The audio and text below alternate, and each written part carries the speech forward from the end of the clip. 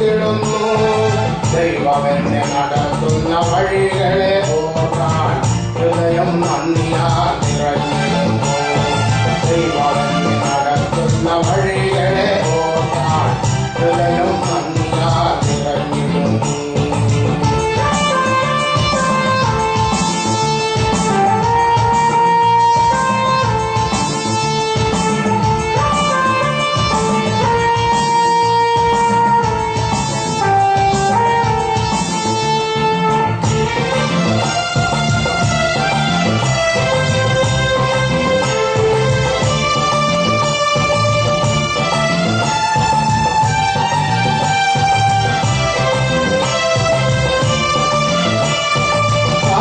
സഹായിക്കും എങ്ങനെ ജീവിക്കും എന്നോർക്കു ഞാൻ നെടുമേർപ്പടത്തി.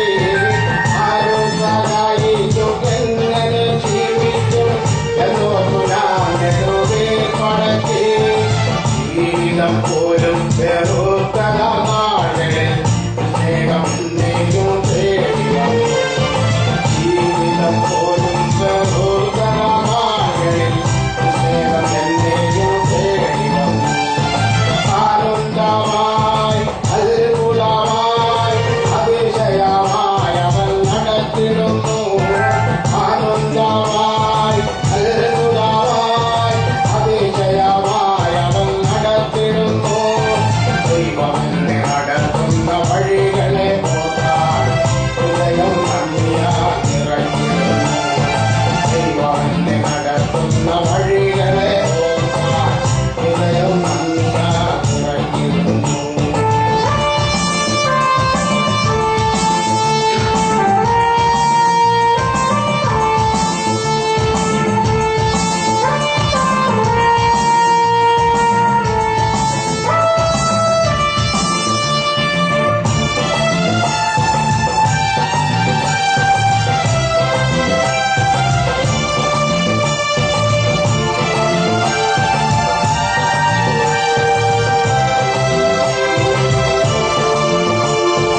അന്നു വേണ്ടുന്നതൊക്കെയും നൽകി ഒട്ടില്ലാതെന്നെ അവൻ നടത്തിടുന്നു.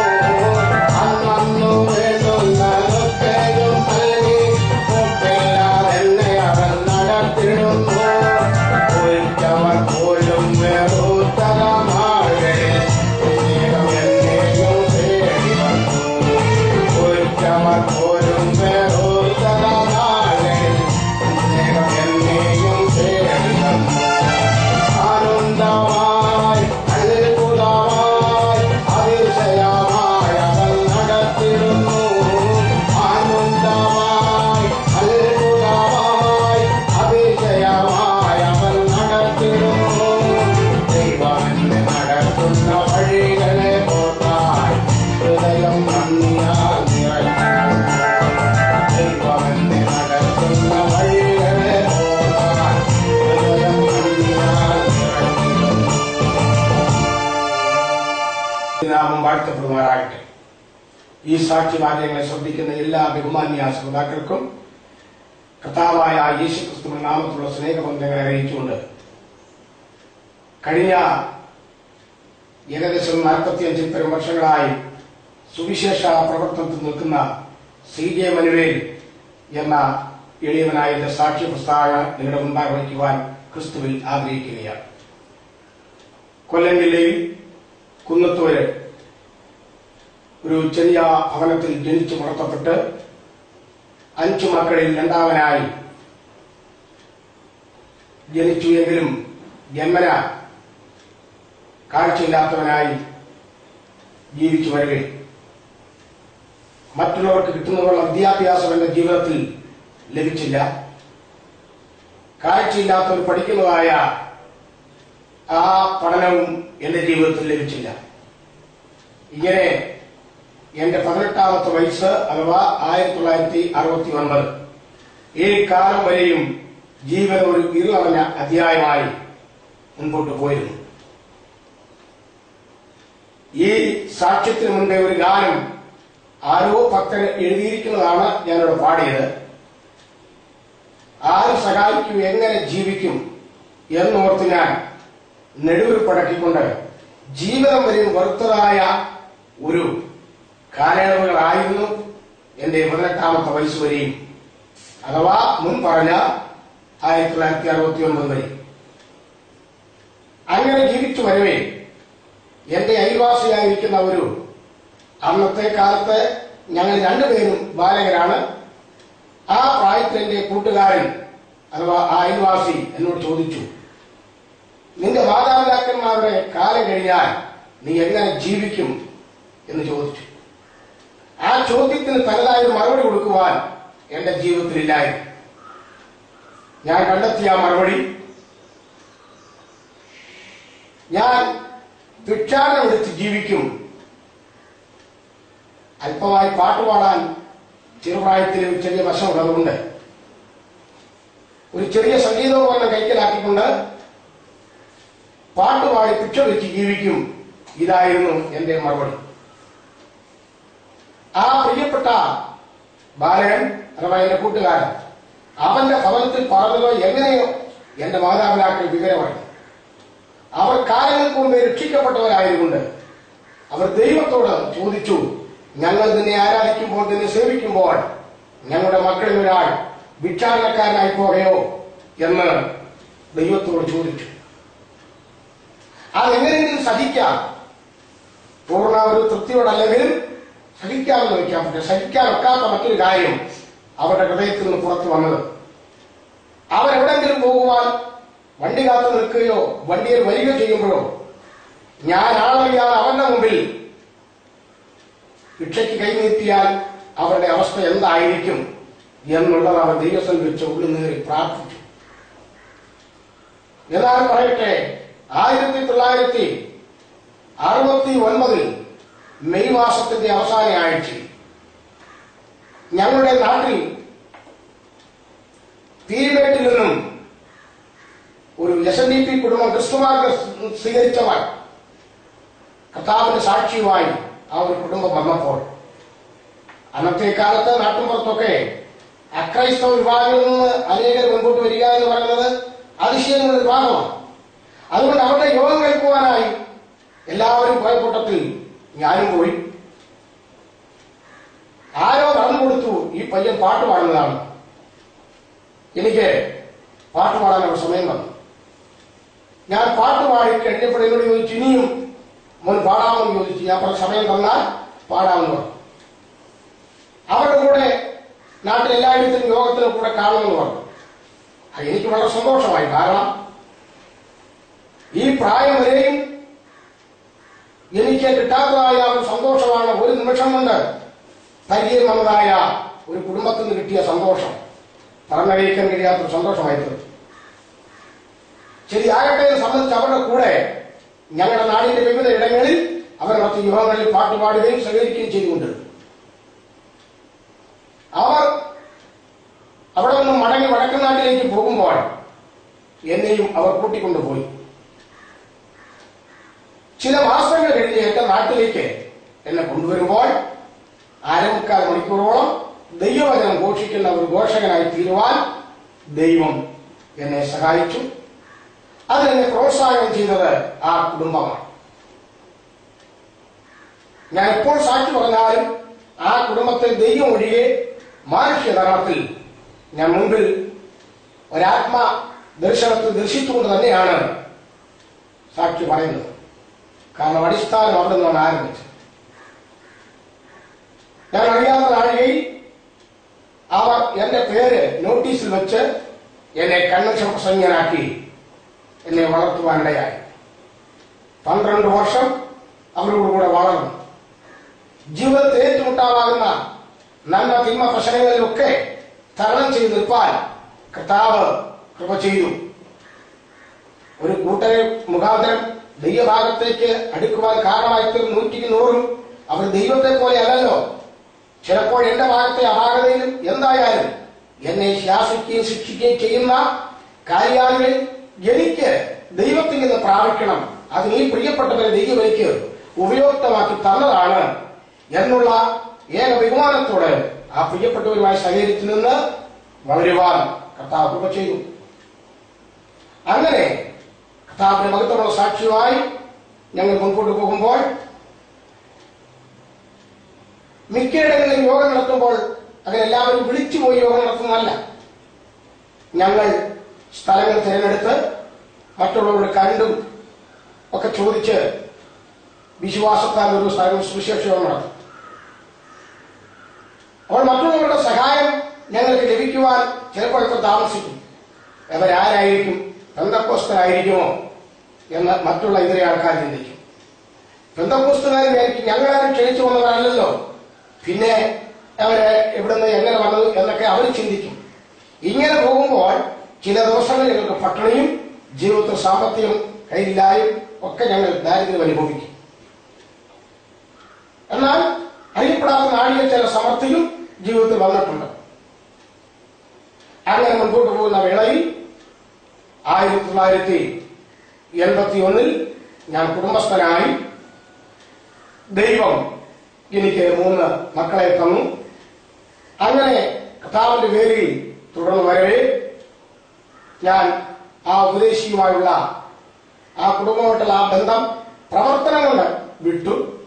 സ്വന്തമായി 81 കാൽവറി ഫെയ്ത്ത് ഗോസ്പൽ ടീം എന്ന ഒരു സുവിശേഷ ടീം ആരംഭിക്കുവാൻ ഇടയായിട്ടുണ്ട്.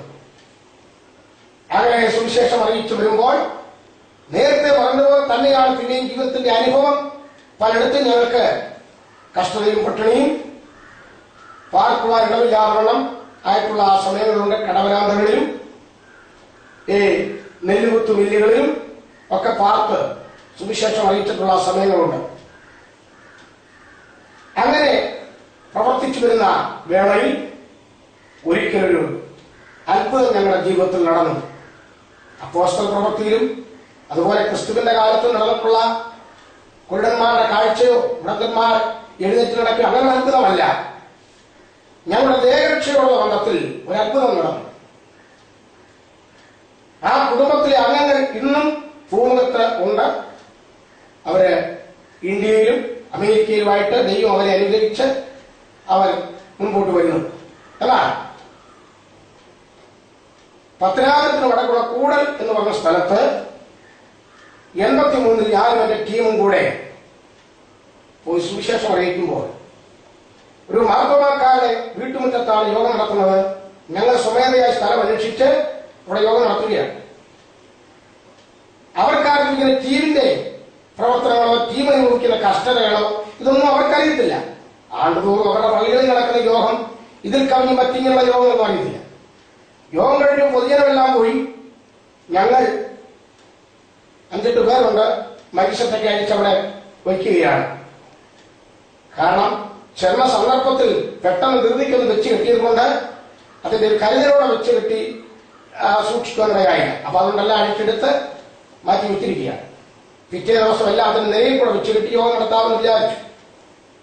രാത്രി ഞങ്ങൾക്ക് ഭക്ഷണമില്ല. ആ വീട്ടുകാരും ആകെ വിഷമിച്ചു. വീട്ടിൽ 2 പേര് മാത്രമേ ഉള്ളൂ. 1-2 പേർക്കാണെങ്കിൽ അവർ എങ്ങനെങ്കിലും കാര്യം ക്രമീകരിക്കാം. ഞങ്ങൾ 8 പേരോളം ഉണ്ട്. ആകെ വിഷമത്തിലായി. അങ്ങനെ ഇരിക്കുമ്പോൾ അതിനടുത്ത് താമസിക്കുന്ന മർത്തോമായ ഒരു ഉപദേശി, ഇടവകയുടെ അംഗീകൃതമായ ആ നിലയിൽ ഉപദേശിയല്ല, സഞ്ചരിച്ച് പ്രവർത്തിക്കുന്ന ഒരു ആത്മീയ ശുശ്രൂഷ ചെയ്യുന്ന ഒരു മാന്യ ദൈവദാസൻ, അദ്ദേഹം അവിടെ വന്നു. ഈ സാക്ഷി കേൾക്കുന്ന പലരിൽ ചിലരെങ്കിലും ഞാൻ പേര് പറയുമ്പോൾ പിടികിട്ടും എന്നുള്ളതുകൊണ്ട് ഞാൻ പേരും സ്ഥലവും പറയുവാൻ ആഗ്രഹിക്കുന്നു. മെഴുവേലി ശമൂവേൽ ഉപദേശി എന്ന് പറയുന്ന ആളാണ്. കൂടലിൽ ദീർഘവർഷമായി അവർ താമസിക്കുകയാണ്. ഇപ്പോൾ ആ കുടുംബം അമേരിക്കൻ ന്യൂയോർക്കിലാണ്. ആ ശമൂവേൽ ഉപദേശിയായ യോഗസ്ഥലത്ത് വന്നു. ഉടനെ വീട്ടുകാർ കാര്യം പറഞ്ഞു. ഉടനെ പറഞ്ഞു, ഞാനും എന്റെ വീട്ടിൽ ചെന്ന കാര്യം ഇവരുടെ സ്ഥിതിയെക്കുറിച്ച് പറഞ്ഞപ്പോൾ എന്റെ ഭാര്യ എന്നെ പറഞ്ഞയച്ചതാണ്, അതുകൊണ്ട് വീട്ടിൽ കൊണ്ടുപോകാൻ വന്നതാണ്. ഈ സമയത്ത് ഞാൻ ആ ഉപദേശിയോട് പറഞ്ഞു, അച്ചായ എങ്ങനെ ഞങ്ങൾ വരാൻ കഴിയും? കാരണം ഇത്രയും പേരുണ്ട് വീട്ടിലേക്ക് വന്നാൽ. അക്കാര്യത്തിൽ വിഷമിക്കണ്ട, വീട്ടിലുള്ളവരൊക്കെ ഉത്തരവാദിത്തോട് പറഞ്ഞു കൊടുത്തതാണെന്ന് പറഞ്ഞു.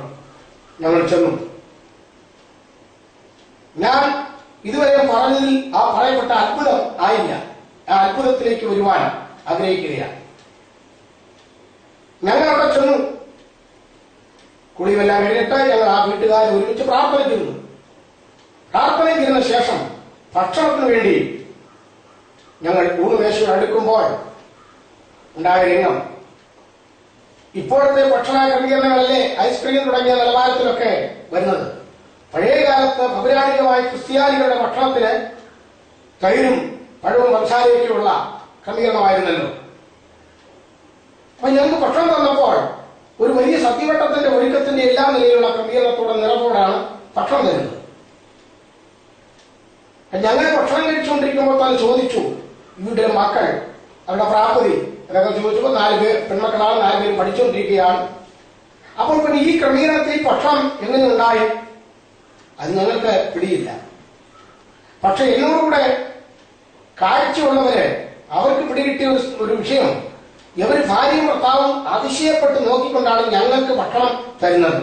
അവർ തമ്മിൽ അതിശയപ്പെട്ട് നോക്കിയാണ് ഭക്ഷണം ഞങ്ങൾക്ക് തരുന്നത്. അപ്പോഴും കഥ ഞങ്ങൾക്ക് അറിഞ്ഞുകൂടെ. പിറ്റേ ദിവസം രാവിലെ ആ ഗൃഹനാഥൻ പറഞ്ഞു, നിങ്ങൾ ഈ ഏരിയ എവിടെയൊക്കെ പ്രവർത്തിച്ചാലും ഇവിടെ താമസിച്ചോളണം. കഴിഞ്ഞ ദിവസം ഭക്ഷണം കഴിച്ചതുപോലെയുള്ള നിലയില്ലായിരിക്കും, എങ്കിലും കപ്പ ഇഷ്ടം പോലെ ഇവിടെ ഉണ്ട്, എന്റെ ഭാര്യ അത് ക്രമീകരിച്ച് തരും എന്ന് പറഞ്ഞു. അങ്ങനെ ഞങ്ങൾ ആ ഏരിയയിലൊക്കെ സുവിശേഷം അറിയിക്കുവാനും മാത്രമല്ല ആ കുടുംബവുമായിട്ട് അതോടുള്ള ബന്ധത്തിൽ ഒരാത്മീയ ബന്ധം സ്ഥാപിതമാക്കുവാൻ ഇടയായിത്തീർന്നു. പിൽക്കാലത്ത് ആ കുടുംബം പൂർണ്ണമായിട്ടും അവർ പെന്തക്കോസ്ത് രൂപത്തിലേക്ക് മാറി അവരുടെ ഉത്തരവാദിത്തത്തിലാണ് കൂടുതൽ അസംബ്ലീസ് കൂടെ ആരംഭിക്കുവാനും ഇടയായിത്തീർന്നു.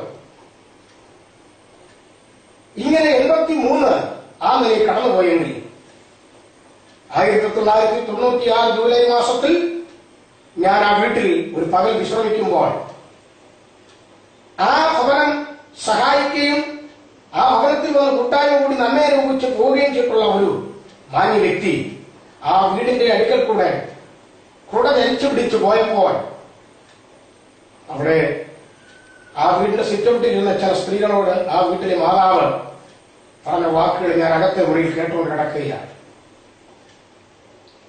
ആ അത്ഭുതത്തിന്റെ വിഷയത്തിലേക്കാണ് വരുന്നത്. അവർ പറഞ്ഞ വാക്കിങ്ങനെയാണ്,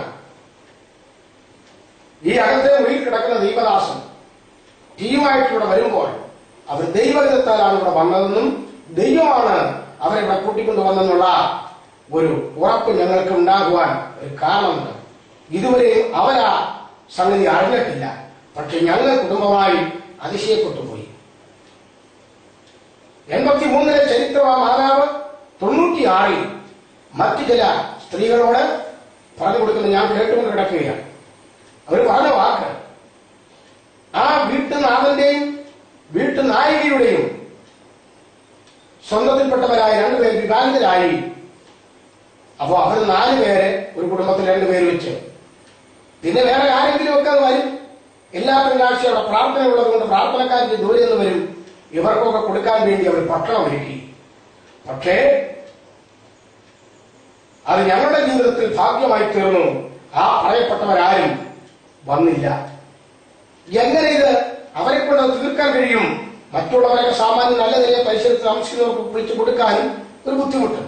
ഇങ്ങനെ ഇരിക്കുമ്പോഴാണ് ദൈവം ഞങ്ങളെ അവിടെ ഒരുക്കിക്കൊണ്ട് ചെല്ലുവാൻ ഇടയായി തീർന്നത്. അങ്ങനെ വിരുന്നിന് ക്ഷണിച്ച 2 കൂട്ടരും അവരാലോചിച്ചു പറഞ്ഞ് അവര് മാറിയതുപോലെ അവർ മാറിയത് മാത്രമല്ല, പതിവായിട്ട് അവിടെ പ്രാർത്ഥനയ്ക്ക് വരാമായിരുന്ന ആൾക്കാരും ഇവരോടൊത്തു പറഞ്ഞു മാറിയതുപോലെ അന്ന് ആരും അതിഥികൾ അവിടെ വന്നതുമില്ല. ഇതാണ് ഞാൻ പറഞ്ഞത്, ഞങ്ങളുടെ ദേഹരക്ഷയ്ക്ക് വേണ്ടി ഒരു അത്ഭുതം ദൈവം നടത്തി എന്ന് പറഞ്ഞു. അങ്ങനെ അന്ന് ആരംഭിച്ച ആ ആത്മീയ ബന്ധം കൃപയാൽ ഇപ്പോഴും ആ ഭവനവുമായിട്ട് ഞങ്ങൾക്ക് ഉണ്ട്. ദൈവത്തിന് സ്തോത്രം. ഇങ്ങനെ ജീവിതം മുൻപോട്ട് കർത്താവിനുള്ള സാക്ഷ്യമായി വരുന്ന സന്ദർഭങ്ങളിൽ പല സ്ഥലങ്ങളിലും എതിർപ്പുകൾ ഉണ്ടായിട്ടുണ്ട്. ചില സമയത്ത് രാത്രി യോഗങ്ങൾ കഴിഞ്ഞാൽ ഓടേണ്ടതായ ചില രംഗങ്ങൾ വരുമ്പോൾ അതിൽ ബുദ്ധിമുട്ടുണ്ടാകാം. ആ സമയത്തിന്റെ കൂട്ടു സഹോദരന്മാർ കൈക്ക് പിടിച്ചുകൊണ്ട് അവർ എന്നെയും കൊണ്ട് ഓടിയിട്ടുള്ള സമയങ്ങളുണ്ട്. ആ തരത്തിലുള്ള ചില എതിർപ്പുകളും ജീവിതത്തിൽ ഉണ്ടായിട്ടുണ്ട്. ഒരിക്കൽ കോഴഞ്ചേരിക്ക് പടിഞ്ഞാറുള്ളതായിരിക്കുന്ന പുല്ലാട് വടക്കേ കവല എന്ന് പറയുന്ന സ്ഥലത്ത് ഞാനും എന്റെ ടീമംഗങ്ങളും കൂടെ പരിശീലനം നടത്തിക്കൊണ്ട് നിൽക്കുമ്പോൾ ഒരു കൂട്ടർ ഞങ്ങളെ നന്നായി ഒന്ന് ശ്രദ്ധിച്ചു. എനിക്കും അത് അറിയാൻ പാടില്ല, എന്റെ കൂടെ ഉള്ളവർക്ക് മനസ്സിലായി. ഞങ്ങൾ പരിശീലനം കഴിഞ്ഞിട്ട് കുറച്ച് കിഴക്കോട്ട് നടക്കുകയാണ്. പുല്ലാടിന് വടക്കുവശത്ത് വള്ളിക്കാല എന്ന സ്ഥലത്ത് വൈകിട്ട് ടീമിന്റെ മീറ്റിംഗ് ഉണ്ട്. അവിടേക്ക് പോകാൻ എളുപ്പം നോക്കി ഞങ്ങൾ വഴിയിൽ കയറിപ്പോയി. ആ പോകുമ്പോൾ 4 പേർ ഞങ്ങളുടെ പുറകെ വന്നു. അപ്പോൾ ടീമിലുണ്ടായിരുന്ന പാസ്റ്റർ പി.ഡി. സോളമൻ എന്ന് പറഞ്ഞ യുവദാസൻ അദ്ദേഹം പറഞ്ഞു, അവർ കരുതിക്കൂട്ടലോടെ വരികയാണ് എന്ന് പറഞ്ഞു. ആൾക്കാരുടെ മുഖഭാവം കണ്ട് എനിക്കിതൊന്നും പറയാൻ ഒക്കത്തില്ല. അതുകൊണ്ട് അദ്ദേഹം അത് കണ്ടിട്ട് പറഞ്ഞു. കുറച്ചു കഴിഞ്ഞപ്പോൾ ഇവർ അടുത്തു. 2 പേർ ഞങ്ങളുടെ മുൻപിൽ കയറി, 2 പേര് പുറകിലുമായി ഞങ്ങൾ ഇടയ്ക്കോ. ആ സമയത്ത് അടുത്തുള്ളതായിരിക്കുന്ന ഒരു പുരേണത്തിന്റെ വേലിപ്പത്തല് വലിച്ചടർത്തി അതിന്റെ ആ കിളിപ്പെല്ലാം അടർത്തി കളഞ്ഞ് ഒരു വടി രൂപത്തിൽ അവരെ ആക്കി തീർത്തു. 4 പേരും ഓരോന്നങ്ങനെ എടുത്തു. കുറച്ച് മുൻപോട്ട് പോയപ്പോൾ ഞങ്ങളിൽ ഒരാൾക്ക് വെള്ളം കുടിക്കണമെന്ന് തോന്നി. സാധാരണ വെള്ളം കുടിക്കണമെന്ന് ആർക്കും തോന്നിയാൽ ആ ആൾ പോയി വെള്ളം കുടിച്ചിട്ട് പോയി ഞങ്ങളിവിടെ നിൽക്കാമെന്നല്ലേ സാധാരണ നമ്മൾ ആരായാലും കേൾവിക്കാര് സമ്മതിക്കുന്ന ഒരു കാര്യം. പക്ഷേ ഞങ്ങൾ എല്ലാവരും കൂടെ അയാളുടെ പുറകെ ഞങ്ങൾ കയറി ചെന്നപ്പോൾ ഞങ്ങൾക്ക് ഇരട്ടി ഫലം ഉണ്ടാകാവുന്ന രംഗത്തുള്ള ഒരു ഭവനത്തിലാണ് ചെന്നത്. ഇങ്ങനെയുള്ള പ്രവർത്തനങ്ങൾക്ക് ഇവർ അനുകൂലികളായിരിക്കും, ഞങ്ങൾക്ക് ഇത് ശത്രുവായി തീരും എന്ന് ചിന്തിക്കത്തക്ക നിലയിൽ. എങ്കിലും അവിടെ കയറി ചെന്നപ്പോൾ അവര് പൗരാണികമുള്ളതായിരിക്കുന്ന മറ്റൊരു ഭവനമാണ്. ആ ഭവനക്കാർ ചോദിച്ചെന്താ ചോദിച്ചു, വെള്ളം കുടിക്കാനാണ്. അവർ സാധാരണ പണ്ട് കാലത്തെ ചെയ്യുന്ന പതിവുള്ള നിലയിൽ കരിക്കൊക്കെ വെട്ടി എന്നെ മാന്യമായി തന്നു. വെള്ളം കുടിച്ചിട്ട് ഞാൻ ഇറങ്ങിപ്പോരുന്നില്ല. ഇനി എന്താ പിരിവല്ലോ വെള്ളം ചോദിച്ചപ്പോൾ ഞങ്ങൾ പറഞ്ഞു, പിരിവൊന്നും വേണ്ട, സംഭവം തെളിച്ചെന്ന് പറഞ്ഞു. തെളിച്ചു പറഞ്ഞാൽ ഇവരുടെ മനോഭാവം ഉണ്ടായിരുന്നതിന് സംശയിച്ച് അല്പം ഞങ്ങൾ അറച്ചു നിന്നു. എങ്കിലും തെളിച്ചു പറഞ്ഞു. ഉടനെ തന്നെ ആ വീട്ടിലേക്ക് ജഗന്നാഥൻ ഇറങ്ങി വന്നപ്പോൾ അവിടെ അടുത്തുള്ളതായിരിക്കുന്ന കപ്പയ്ക്കിടയിൽ 4 പേര് വടികളുമായി ഒളിച്ചിരിക്കുകയായിരുന്നു. ആ സമയത്ത് അയാൾ ഒന്ന് വിരട്ടി വിട്ടു. എന്നിട്ട് ഞങ്ങളെ വേറെ വഴിയെ കൊണ്ടുവന്ന് ക്രിസ്ത്യൻസ് ഉള്ളതായ ഭാഗത്ത് കൊണ്ട് വിട്ടിട്ടാണ് ആ ക്രൈസ്തവനായ മാന്യ വ്യക്തി മടങ്ങിപ്പോയത്. അങ്ങനെ നിരവധി സംഭവങ്ങൾ ജീവിതത്തിൽ എടുത്തു പറയുവാനുണ്ട്. അങ്ങനെ സുവിശേഷ പ്രവർത്തനമായി മുൻപോട്ട് പോകുന്ന വേളയിലാണ് കോന്നിയിൽ അട്ടച്ചാക്കൽ ഒരു പരിശോധന നടത്തി. ആരും ക്ഷണിച്ചു നിന്നും ചെയ്യുന്നതല്ല, ഞങ്ങളിങ്ങനെ പല സ്ഥലങ്ങളിൽ പോകുമ്പോൾ ഈ ശുശ്രൂഷകൾ ചെയ്യുകയാണ്. ആ പരിശോധന മുഖാന്തരം ദൈവഭാഗത്ത് വന്ന ഒരു ലോഡിംഗുകാരനാണ് എന്ന വർഷങ്ങളായി സുവിശേഷ രംഗത്ത് അനേകരും വിവിധ രാജ്യങ്ങളിലും അറിയപ്പെടുന്ന ലോഡിംഗ് പാപ്പൻ എന്ന് പറയുന്ന മാന്യ വ്യക്തിയും തന്റെ കുടുംബവും. അങ്ങനെ ചില വ്യക്തികളെ പലയിടങ്ങളിലും സുവിശേഷ പ്രസംഗം വിശേഷി പരിശീലനം കൊണ്ട് ദൈവഭാഗത്തേക്ക് നേടുവാനുള്ള ഭാഗ്യം കർത്താവ് തരികയുണ്ടായി. എന്റെ പുറമേയുള്ള കണ്ണുകൾക്ക് കാഴ്ചയില്ലെങ്കിലും അഹങ്കണ്ണ് ദൈവം പ്രകാശിപ്പിച്ച് തന്നുകൊണ്ടാണ് അനേകരുടെ അഹങ്കണ്ണുകളെ തുറക്കുവാൻ ഉള്ള മഹത്വമുള്ള സാക്ഷ്യം ദൈവം ഇതിൽ കൂടെ പരിശുദ്ധ സ്ഥലങ്ങളിലും കൺവെൻഷൻ വേദികളിലും ഒക്കെ ദൈവം നടത്തിക്കൊണ്ടിരിക്കുന്നത്. കുറഞ്ഞൊരു കാലങ്ങളിലായി ജയ് സുശേഷീകരണം ഞാനും എന്റെ മക്കളും ഞങ്ങൾ ഒരുമിച്ച് പോയി ആ ശുശ്രൂഷ ചെയ്യുന്നു. അപ്പോൾ ഇങ്ങനെ കർത്താവിന്റെ മഹത്വമുള്ള സാക്ഷ്യവുമായി വർഷങ്ങളായി പ്രവർത്തിച്ചുകൊണ്ടിരിക്കുകയാണ്. 69 പീരുമേട് സ്വദേശിയായ കൃഷ്ണൻകുട്ടി ഉപദേശി എന്ന് പറയുന്ന ആളിന്റെ കുടുംബത്തിന്റെ കൂടെ ഇറങ്ങിത്തിരിച്ചു. 81 ഞാൻ കുടുംബസ്ഥനായി. അതേ വർഷത്തിന്റെ അവസാനത്തോടെ തന്നെ കാൽവറി ഫെയ്ത്ത് ഗോസ്പൽ ടീം എന്ന സുവിശേഷ ടീം ആരംഭിക്കുവാൻ ഇടയായിട്ടുണ്ട്. ഇന്നയോളം ആ ടീമിന്റെ പ്രവർത്തനമായി ഇന്ന് 4 സഞ്ചരിച്ചുകൊണ്ടിരിക്കുന്നു. ദൈവത്തിന്റെ കൃപയാൽ നമ്മുടെ കേരള സംസ്ഥാനം വിട്ടും മറ്റിതര സംസ്ഥാനങ്ങളിലും ഗൾഫ് മേഖലകളിൽ ചില രാജ്യങ്ങളിലും ഒക്കെ കടന്നു പോകുവാൻ ദൈവം ഭാഗ്യം നൽകിയിട്ടുണ്ട്. വിദ്യാഭ്യാസമില്ലാത്ത നിലത്തെടുത്ത് എന്താണെന്ന് അറിഞ്ഞുകൂടാത്ത ഒരു കാലത്ത് വിദ്യാഭ്യാസത്തിന്റെ നമ്മുടെ കേരളത്തെ വിദ്യാഭ്യാസ അടിത്തറ ഏതായിരുന്നല്ലോ. ഇന്നല്ലേ അതൊക്കെ വളരെ വിരളമായിരിക്കുന്നത്. അതിലൊന്നിനും കൈകളെ ചലിപ്പിച്ചിട്ടില്ലാത്ത ഏതൊരു കാര്യം കൈയുടെ തെരുവുകളാണ് മഷിയിൽ മുക്കി ഒപ്പുകൊടുക്കുന്നത്. അതല്ലാതെ വേറൊന്നും ഞാൻ കണ്ടിട്ടില്ലാത്ത എന്നെ കൊണ്ട് കഴിഞ്ഞ 45 വർഷത്തിലധികമായി ഈ മഹത്വമുള്ള സാക്ഷ്യമായി ദേശമെമ്പാട് സഞ്ചരിക്കാനുള്ള ഭാഗ്യം കർത്താവ് തരുന്നു. കൺവെൻഷൻ പ്രസംഗങ്ങളിൽ ദൈവം മാനിച്ചുകൊണ്ടിരിക്കുന്നതിനാൽ പരിശീയോഗം ഒരു മോശമാണ് എന്നുള്ള ഒരു മനോധാരണ ഇതുവരെയും വന്നിട്ടില്ല. ഇപ്പോഴും പരിശീയോഗം ഞങ്ങൾ കുടുംബമായി ടീമിൽ മറ്റുള്ള സഹോദരങ്ങൾ ഒക്കെ കാര്യങ്ങൾ പോയി പ്രവർത്തിച്ചുകൊണ്ടിരിക്കുകയാണ്. ഇപ്പോൾ ശാരീരികമായ ബലഹീനതയൊക്കെ ഉള്ളതുകൊണ്ട് വണ്ടിയൊരു കസേരയൊക്കെ ചിലപ്പോൾ കരുതി വഴിയോരങ്ങളിൽ കസേര ഇട്ട് ചില സമയത്തിരുന്ന് പരിശീലനത്തിന് പ്രസംഗിച്ചിട്ടുണ്ട്. അങ്ങനെ ഒരു ഉപദേശി സാധാരണ ഈ സാക്ഷ്യം കേൾക്കുന്നവരാരെങ്കിലും എവിടെയെങ്കിലും കണ്ടിട്ടുണ്ടോ എന്ന് തോന്നുന്നില്ല. അതുകൊണ്ട് എന്റെ ജീവിതത്തിൽ എനിക്ക് ഈ സന്തോഷം ഒരിക്കലും വിട്ടുകളയാൻ ഒക്കുകയില്ല.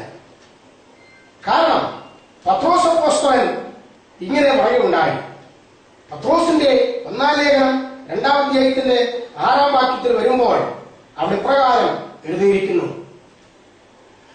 വീട് പണിതവർ തള്ളിക്കളഞ്ഞ കല്ല് മൂലക്കല്ലായി തീർന്നിരിക്കുന്നു. മാത്രമല്ല അവനിൽ വിശ്വസിക്കുന്നവൻ ഒരു നാളിൽ ലജ്ജിച്ചു പോകയില്ല. വിശ്വസിക്കുന്ന നിങ്ങൾക്കോ ആ മാന്യത ഉണ്ട്.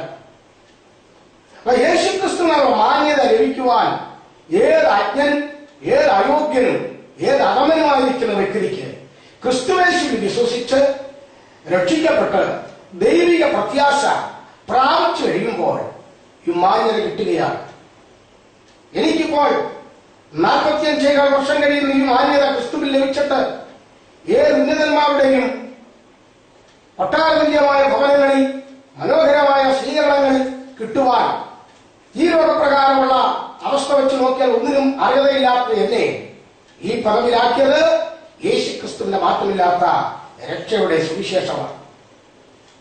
ഈ സുവിശേഷം ഏതൊരു വ്യക്തിയും ഹൃദയത്തിലേക്ക് കൈക്കൊണ്ടാൽ അവരുടെ ജീവിതത്തിൽ അതിന് മാറ്റം, അതിന് വ്യത്യാസം ജീവിതത്തിൽ ഉണ്ടാകുവാൻ തക്കവണ്ണം കാരണമായിത്തീരും. ജീവിതത്തിൽ ഈ സുവിശേഷം പലരെയും മാറ്റി മറിച്ചതായ, സ്ഥിതിക്ക് പാടെ ഒരു വ്യത്യാസം വരുത്തിയതായ പല സംഭവങ്ങളുണ്ട്. എന്റേതായിട്ടല്ല, സുവിശേഷം മുഖാന്തരം നടന്ന സംഭവം എനിക്കറിയാവുന്ന ഒട്ടേറെ ഉണ്ടെങ്കിൽ ഒരു കാര്യം പറയുന്നു.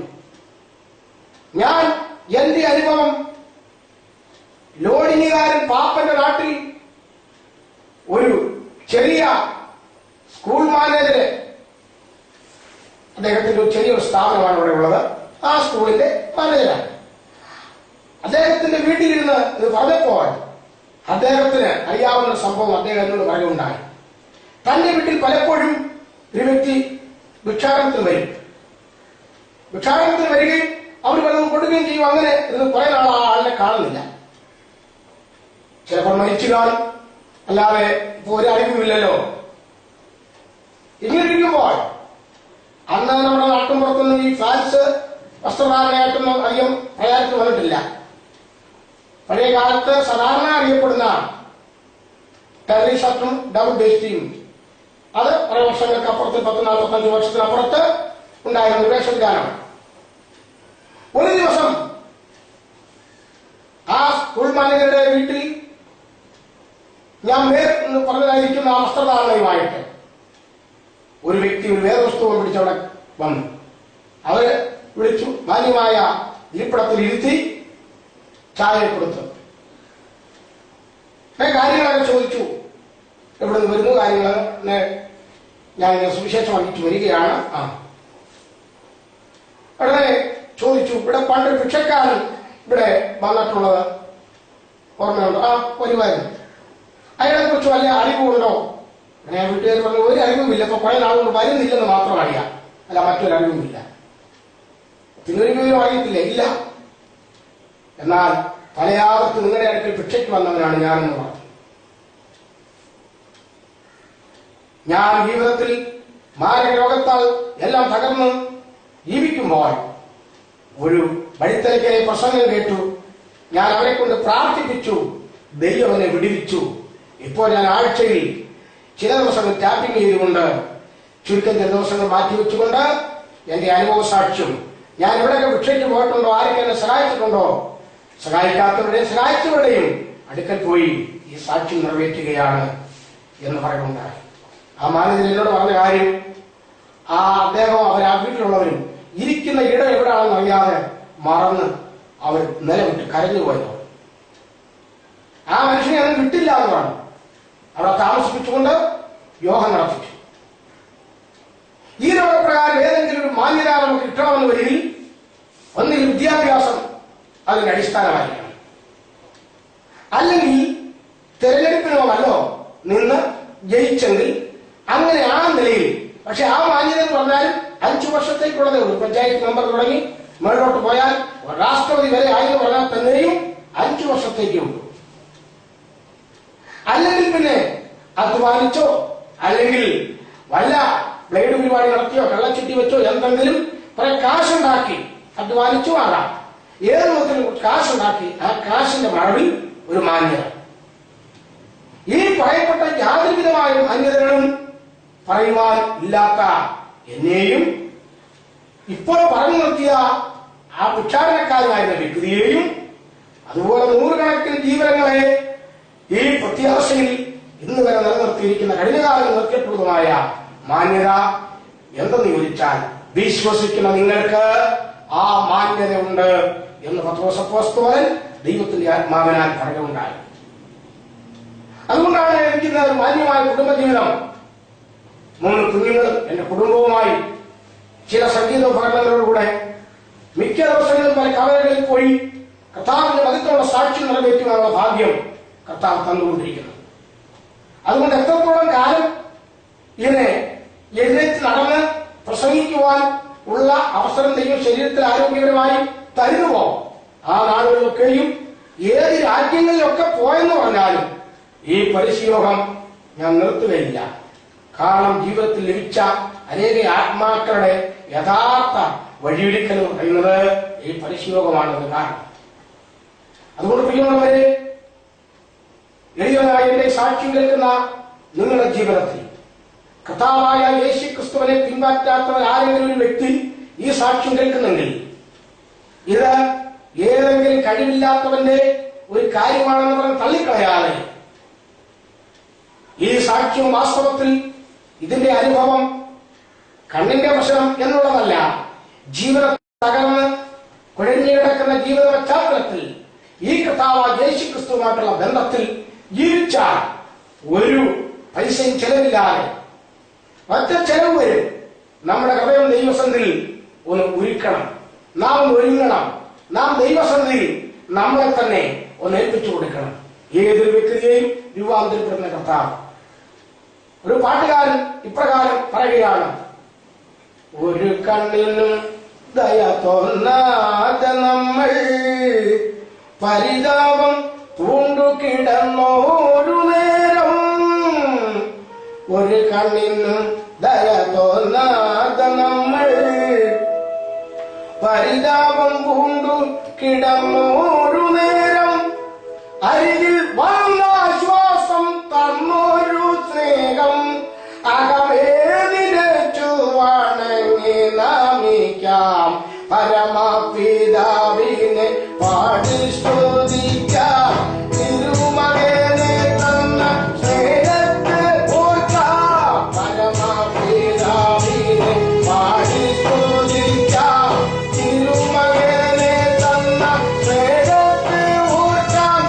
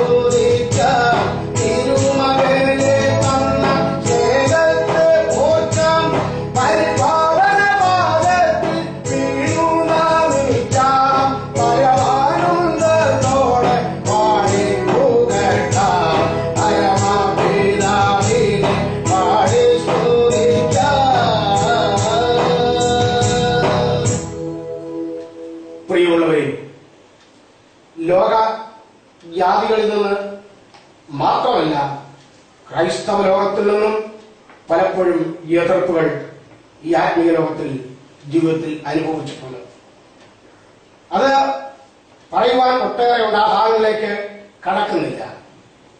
എന്നാൽ പൗലോസ് ജീവിതാനുഭവം കൊരിന്ത്യലേഖനത്തിൽ വിവരിച്ചത് ഞങ്ങൾക്കും ഒരു പ്രവചനമായി അന്നേ കിടക്കുകയാണ്. സ്വജനത്താലുള്ള ആപത്ത്, ആത്മീക മണ്ഡലത്തിലെ സ്വജനം എന്ന് പറയുന്നത് രക്ഷിക്കപ്പെട്ട ദൈവഭാഗത്ത് നിൽക്കുന്നവരാ.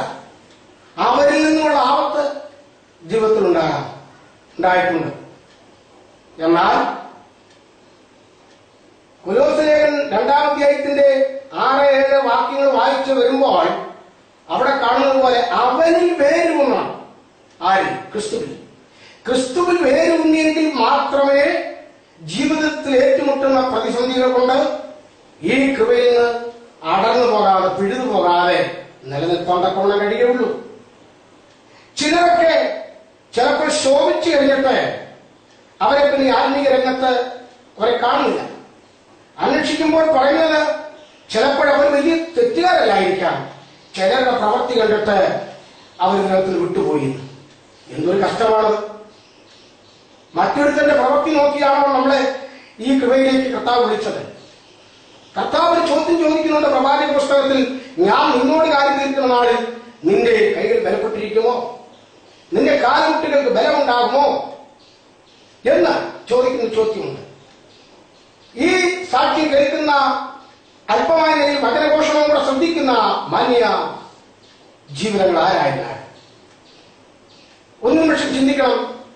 നിങ്ങളോടുള്ള വിഷയം ദൈവം എന്നോട് ചോദിക്കത്തില്ല, എന്നോടുള്ള വിഷയം നിങ്ങളോട് ചോദിക്കത്തില്ലെന്ന് മാത്രമല്ല, എന്റെ കുടുംബത്തിലെ അംഗങ്ങളോട്, എന്റെ ഭാര്യയോട്, എന്റെ മക്കളോട് എന്നോടുള്ള വിഷയം ചോദിക്കത്തില്ല. ന്യായവിധി എന്നോടുള്ളത് എന്നോട് മാത്രമേ ചോദിക്കൂ.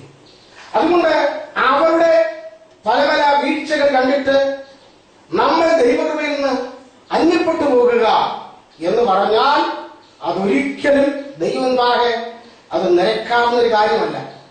ഇന്നവരുടെ പ്രവൃത്തി എനിക്ക് സഹിച്ചില്ല, അവർ വല്ലാത്ത നിലയിൽ കൂടെ അവരുടെ ജീവിതം മുമ്പോട്ട് കൊണ്ടുപോയി, അതെനിക്ക് സഹിച്ചില്ല എന്ന് പറഞ്ഞ് ഒഴിയാൻ ഒക്കത്തില്ല. നാമും ദൈവവുമായിട്ടാണ് ബന്ധമുള്ളത്. ഒരിക്കൽ പട്ടത്തു സഭയിൽ നിന്നും ഒരു മാന്യ വ്യക്തി, പട്ടക്കാരൻ ഇറങ്ങിത്തിരിച്ചു. അദ്ദേഹം മുഖാന്തരം അനേക നൂറുകണക്കിനല്ല ആയിരങ്ങളോളം ഈ രക്ഷയിൽ വന്നു. ആരെങ്കിലും ഒത്തിരിയായി. അങ്ങനെ നല്ല തിരിഞ്ഞൊരു അപ്പോസ്തലൻ എന്ന് തോന്നുവാനും ശുശ്രൂഷയിൽ നിൽക്കുമ്പോൾ എന്ത് കാരണമെന്ന് അറിയുന്നില്ല, അദ്ദേഹം തിരിച്ചു പഴയ അവസ്ഥയിൽ പോയത് മാത്രമല്ല, അദ്ദേഹം സ്നാനപ്പെടുത്തി ഈ കൃപയിൽ നിർത്തിയ ദൈവമക്കൾക്ക് കത്തിട്ട് വിവരം അറിയിച്ചു. അന്നിങ്ങനെ ഫോൺ ഒന്നുമില്ല. കത്തിട്ട് വിവരം അറിയിച്ചു, ഞാൻ അന്നത്തെ ഉണർവിൽ ഇങ്ങനെയൊക്കെ ചെയ്തെങ്കിലും ഞാൻ തിരിച്ച് നമ്മുടെ പഴയ ആ പടിയിലേക്ക് പോരുന്നു, നിങ്ങൾ പോരണമെന്ന് പറഞ്ഞു. അവരെല്ലാവരും കൂടെ തമ്മിൽ നിന്ന് കൂടി കത്ത് മുഖാന്തരം ഈ രക്ഷിക്കപ്പെട്ട് പല സ്ഥലങ്ങളിൽ നിൽക്കുന്നവർ. ഫോൺ മുഖാന്തരം പറ്റത്തില്ലെന്ന് നേരത്തെ പറഞ്ഞല്ലോ. എല്ലാവരും കൂടി ആലോചിച്ച് എന്താണ് മറുപടി കൊടുക്കേണ്ടത്. അവരിവിടെ ചേർന്നൊരു എഴുത്തെഴുതി, ബഹുമാനപ്പെട്ട അച്ഛൻ ഞങ്ങളെ അറിയിച്ച വിവരത്തിൽ ഞങ്ങൾക്ക് സന്തോഷമുണ്ടെങ്കിലും ഞങ്ങൾക്ക് മറ്റൊരു കാര്യം പറയുവാനുണ്ട്. ഞങ്ങളെ സ്നാനപ്പെടുത്തിയ ശേഷം ഞങ്ങൾ കലയിലേക്ക് കയറുന്നതിന് മുമ്പേ ഞങ്ങളുടെ തലമേൽ കൈയുയർത്തി മരണപര്യന്തം വിശ്വസ്തനായി വിശ്വസ്തയായി നിൽക്കുക, ഇത് സ്ത്രീകളോടും പുരുഷന്മാരോടും പറഞ്ഞ വാക്ക്, എന്നാൽ നിത്യജീവന്റെ വാടാത്ത കിരീടം പ്രാപിക്കുന്നു. ആ വാക്ക് പിൻവലിക്കാമെങ്കിൽ ഞങ്ങൾ മടങ്ങി വരാമെന്ന് പറഞ്ഞു. ആ മാന്യ വ്യക്തിക്ക് ആ വാക്ക് പിൻവലിക്കാൻ ഒക്കുന്ന കാര്യമാണോ? അത് ദൈവവചനമാണ്. അത് അദ്ദേഹത്തിന് പിൻവലിക്കാൻ ഒക്കുമോ? അതിന്റെ അർത്ഥം അവർ മടങ്ങിപ്പോയില്ല. ഒറ്റ വ്യക്തി പോലും മടങ്ങിപ്പോയില്ല. അവർ പലരും ഇന്ന് ജീവനോടുണ്ട്. അനേകരെ പ്രത്യാശ വെച്ച നിത്യവിശ്രാമത്തിലേക്ക് അവരെ പ്രവേശിക്കും. പലരും കവിയാൽപ്പോഴും എന്റെ സ്നേഹിതരായിട്ടും ഈ പറയപ്പെട്ടവർ ജീവനോട് ഉണ്ട്. ഞാൻ പറഞ്ഞതിന്റെ കാരണം, ലോകത്തിൽ പലരും നോക്കിയാൽ നമുക്ക് നിലനിൽപ്പാൻ കഴിയുകയില്ല. എന്റെ ജീവിതത്തിൽ, എന്റെ വിശ്വാസ പ്രവർത്തനത്തിൽ വാസ്തവത്തിൽ ഏറ്റുമുട്ടിയ പ്രതിസന്ധികൾ, ടീമായിട്ടും വ്യക്തിപരമായിട്ടും ഞങ്ങൾക്ക് ഏറ്റുമുട്ടിയ പ്രതിസന്ധികൾ നന്നായി വേദന ഉണ്ടാക്കിയിട്ടുണ്ട്. വിശ്വാസത്തിൽ അസ്ഥിരരായി നിൽക്കുന്ന, ബലഹീനരായി നിൽക്കുന്ന ഏതൊരു വ്യക്തി ഈ സാക്ഷ്യം കേൾക്കുന്നെങ്കിൽ നിങ്ങൾ ഉറച്ചുകൊള്ളണമെന്ന് പറയാനാണ് ഞാൻ ഇത്രയും വിശദീകരിച്ചു കൊണ്ടുവന്നത്.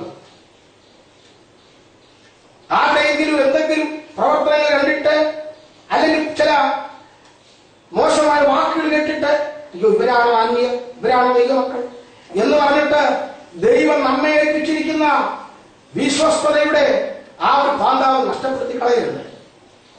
അതുകൊണ്ടത്രേ കർത്താവായ യേശു ക്രിസ്തു ലൂക്കോസ് സുവിശേഷം 11-ാം അധ്യായത്തിൽ ഇപ്രകാരം പറഞ്ഞിരിക്കുന്നത്, നിന്നിലുള്ള വെളിച്ചം ഇരുളാകാതെ സൂക്ഷിച്ചുകൊള്ളുക. നമ്മളിൽ വെളിച്ചം ദൈവം തന്നിട്ടുണ്ട്, ആ വെളിച്ചം ഇരുളാകാതെ സൂക്ഷിക്കണം. ഇത് രക്ഷിക്കപ്പെട്ട് ദൈവഭാഗത്ത് വന്നിട്ട് നിൽക്കണോ വേണ്ടേ നാടി വഴി നിൽക്കുന്ന ഒരൊറ്റ വ്യക്തിയെങ്കിലും കേൾക്കുമെങ്കിൽ അവരുടെ ജീവിതത്തിൽ ഉറപ്പുവരുവാൻ വേണ്ടിയാണ് ഇക്കാര്യം പറയുന്നത്.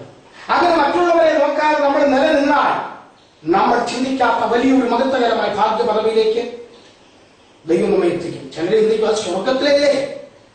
അത് ശരി, സ്വർഗത്തിലെ മാത്രമല്ല ഈ ഭൂമിയിലും ദൈവം നമ്മെ എത്തിക്കും. എന്റെ ആ അനുഭവ പാഠത്തിലേക്ക് ഞാൻ പറയാൻ ആഗ്രഹിക്കുകയാണ്. പലരെ സഹായിച്ച് എന്റെ സ്വദേശമായ കുന്നത്തൂര് ഒരു വീട് വെച്ചു. വയലിന്റെ കരയായിരുന്നു. കല്ലടയാറ്റിൽ വെള്ളം പൊങ്ങിയാൽ ഞങ്ങൾ അവിടെ വെള്ളം ശരിക്ക് കയറും. ആ തരണത്തിലുള്ള സ്ഥലത്ത് ആ വീടിരുന്നത് 92-ൽ വിവിധ സംസ്ഥാനങ്ങളിൽ ജലപ്രളയം ഉണ്ടായ കൂട്ടത്തിൽ ഞങ്ങളവിടെയും ജലപ്രളയം ഉണ്ടായി. അത് മുഖാന്തരം വീട് നഷ്ടപ്പെട്ടു. വീട് നഷ്ടപ്പെട്ട അനന്തരം പലയിടത്തും വാടകയ്ക്കൊക്കെ മാറി താമസിച്ചു. ഒരു നിവൃത്തിയില്ലാതിരിക്കുമ്പോൾ കുണ്ട്രയ്ക്കടുത്ത് കരിപ്പറ എന്ന സ്ഥലത്ത് ഒരു ദൈവദാസൻ വിളിച്ചുകൊണ്ടുവന്ന് വാടകയൊന്നും വാങ്ങിക്കാതെ അവിടെ താമസിപ്പിച്ചു. അവിടെ താമസിച്ചുകൊണ്ടിരിക്കുമ്പോൾ ആഗ്രഹമുണ്ട് ഈ താമസിക്കുന്ന പരിസരത്ത് എവിടെയെങ്കിലും അല്പ വസ്തു വാങ്ങിച്ചാൽ ഒന്ന് കൊച്ചു വീട് വെച്ച് താമസിക്കാമല്ലോ. പക്ഷെ നിവൃത്തിയില്ല. നാട്ടിലുള്ള ആ വസ്തു വിറ്റാൽ ഒന്നും കിട്ടാനില്ല. കാരണം വഴിയോ സൗകര്യമൊന്നും ഇല്ലാത്തൊരു ഇടമാണ്. എന്ത് ചെയ്യുമെന്ന് ഓർത്തിരിക്കുമ്പോഴാണ് വീഡിയോ ആരും എന്റെ പ്രസംഗം പിടിച്ചു. ആ പ്രസംഗം ഗൾഫ് രാജ്യത്ത് വെച്ച് കണ്ടതായ ഒരു വ്യക്തി എനിക്ക് വേണ്ടി അവസരം ഒരുക്കി തന്ന് ആദ്യമായി ദുബൈയിൽ പോകുവാനിടയായി. അങ്ങനെ പോയിട്ട് വന്ന ശേഷം എങ്ങനെയായിരുന്നു വസ്തു ഈ കുണ്ട്ര ഏരിയയിൽ വാങ്ങിക്കുമെന്ന് ഓർത്ത് ചിന്തിച്ചു ഭാരപ്പെട്ട അതേ സ്ഥലത്ത് തന്നെ 50 ചില്ലുവാനും സെന്റ് വസ്തു വാങ്ങിക്കുവാനും രണ്ടാമത് ദൂരയാത്ര ചെയ്ത് വന്നിട്ട് വീട് വയ്ക്കുവാനും ഈ സമീപകാലത്തും ദൈവം ഒരു അവസരം ഒരുക്കി വീടിന്റെ അടുത്ത് മറ്റുമുറ്റാദികളൊക്കെ തീർത്ത് അങ്ങനെയുള്ള പാർക്കുവാൻ തക്കവണ്ണം കാരണമായി തീർന്നു. ദൈവം നടത്തിക്കൊണ്ടിരിക്കുന്ന ഓരോ വിധങ്ങൾ ആരുടെയെങ്കിലും എന്തെങ്കിലും ജീവിതത്തിൻ്റെതായിരിക്കുന്ന ചില തോൽവികൾ കണ്ടിട്ടോ കേട്ടിട്ടോ ഈ കൃപ വിട്ടു പോയാൽ പിശാചിന്റെ പിടിയിൽ ഞെരിഞ്ഞ് അമർന്ന് നിത്യ നരക വേദനയിലേക്ക് വലിച്ചെറിയപ്പെടാമെന്നുള്ളത് കവിഞ്ഞ് യാതൊരു നേട്ടവുമില്ല, പിന്തലമുറകൾക്കും ജീവിത വിരളായിത്തീരും. അതുകൊണ്ട് ഞാൻ ഈ പ്രസംഗിക്കുന്ന പ്രസംഗവും എന്റെ അനുഭവ സാക്ഷിയും ആരെങ്കിലും എവിടെയെങ്കിലും ഇത് ശ്രദ്ധിച്ചു കേട്ടിട്ട് അവരുടെ ജീവിതത്തിന്റെ പുറകോട്ടുള്ള അനുഭവത്തിലേക്കൊന്ന് ഇറങ്ങി ഒന്ന് ചിന്തിച്ച് വാസ്തവത്തിൽ അവരുടെ മങ്ങി മയങ്ങിയിരിക്കുന്ന അവസ്ഥയിൽ നിന്ന് ജീവിതത്തിന്റെ പൊടിപ്പടലങ്ങൾ തുടങ്ങി കളഞ്ഞിട്ട് ഉണർന്ന് ഉന്മേഷവും ഉഷാറുള്ളവരായി അവർ കർത്താവിനെ സേവിക്കുവാനും സുവിശേഷ വേലക്കാരാണെങ്കിൽ സുവിശേഷ വേലയിൽ ഇരട്ടി ശക്തി പ്രാപിച്ചുകൊണ്ട് വ്യക്തിയായിട്ടായാലും കുടുംബമായിട്ടായാലും അവർ പ്രയോജനപ്പെടുവാനും കർത്തൃനാമത്തിലാവുവാനും ചെയ്യുക. അതിനോട് പ്രിയമുള്ള ദൈവമക്കളെ, എന്റെ ഈ സാക്ഷ്യവും വചനഘോഷണവും ശ്രദ്ധിച്ച ഏവർക്കോടും എനിക്ക് പറയുവാനുള്ളതായിരിക്കുന്ന പരമപ്രധാനമായിരിക്കുന്ന വിഷയം, നിങ്ങളുടെ ജീവിതത്തിന്റെ ഏറ്റവും തകർന്ന ജീവിതം ചിന്താവിനുമായി കിടക്കുന്ന അവസ്ഥയിൽ നിന്ന് ഈ ക്രിസ്തുവേശുവിൽ വിശ്വസിച്ച് ഒരു വാക്കുകൂടെ ചേർത്ത് ഈ കേൾവിക്കാരെ ദൈവത്തോട് പ്രാർത്ഥിച്ചാൽ ആ വിദ്യാഭീനനായ CJ മനുവേലിനെയും അതുപോലുള്ള വ്യക്തികളെയും ഈ നിലയിലേക്ക് കൊണ്ടുവരുവാൻ കഴിവുള്ള ദൈവം എന്റെ ജീവിതത്തിന്റെ അവസ്ഥകൾക്കും ഒരു വ്യത്യാസം വരുത്തി എന്നെ ദൈവനാമത്തിനുവേണ്ടി പ്രയോജനപ്പെടുത്തുവാൻ ഇടയാകുവാനാകണമേ എന്നുള്ള പ്രാർത്ഥനയും ആ നിറയുന്ന ആ മനസ്സുമായി ദൈവത്തിലേക്ക് കടന്നു ചെന്നാൽ ദൈവം വിടുവിക്കും. ക്രൂശിതനായ കർത്താവായ യേശു ക്രിസ്തുവിന്റെ കാൽവരിയിലെ ദൈവസന്നിധിയിലേക്ക് ക്ഷണിച്ച് വരുവാനുള്ള ദൈവരാജ്യത്തിന്റെ അവകാശികളായി തീരുവാൻ ആഹ്വാനം ചെയ്തുകൊണ്ട് ഞാൻ എന്റെ സാക്ഷ്യവും അല്പവചനഘോഷണവും ഇവിടെ പര്യവസാനിപ്പിക്കുന്നു. കേൾക്കപ്പെട്ട ഏവർക്കും ക്രിസ്തു യേശുവിന്റെ നാമത്തിൽ എന്റെ അഭിവാദനങ്ങൾ.